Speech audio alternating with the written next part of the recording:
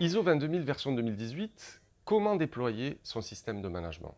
L'organisme peut choisir de déployer son système de management de la sécurité des denrées alimentaires en respectant 8 grandes étapes.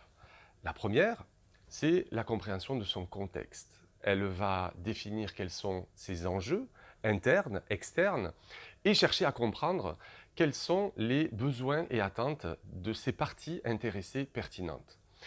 Avec cela, elle pourra définir le périmètre d'application de son système et ça constitue la première étape.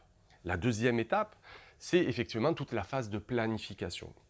La planification d'un système de management, c'est d'abord la détermination de sa politique, de ses objectifs et de la manière dont l'entreprise va se mettre en ordre de bataille pour atteindre ses objectifs.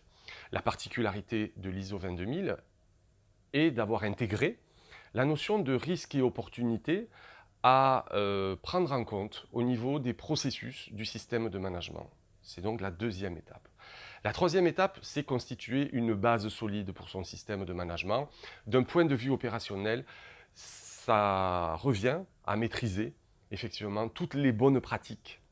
La quatrième étape, c'est effectivement le déploiement de la méthode HACCP.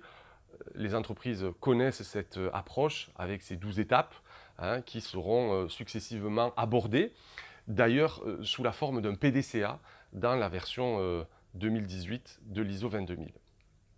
La cinquième étape, c'est la mise en œuvre de tout le système qui est importante puisqu'il va falloir communiquer et sensibiliser l'ensemble des acteurs, des parties prenantes à l'application des exigences qui auront été prédéfinies. Mais il se peut, malgré la mise en œuvre de ce système, qu'il y ait des problématiques, souvent appelées des crises, donc l'entreprise devra s'organiser pour gérer d'éventuelles situations d'urgence accident pouvant aller jusqu'au retrait, rappel de produits. La septième étape, c'est la phase de vérification, le check du PDCA, avec la vérification de l'ensemble des éléments, non seulement au niveau opérationnel des bonnes pratiques et de l'HACCP, mais de l'ensemble de son système. La huitième et dernière étape, c'est l'amélioration continue dans laquelle l'entreprise pourra travailler ses actions correctives, la maîtrise des non-conformités au niveau de son système et également l'amélioration continue qui est une des dernières exigences de la norme ISO 22000 version 2018.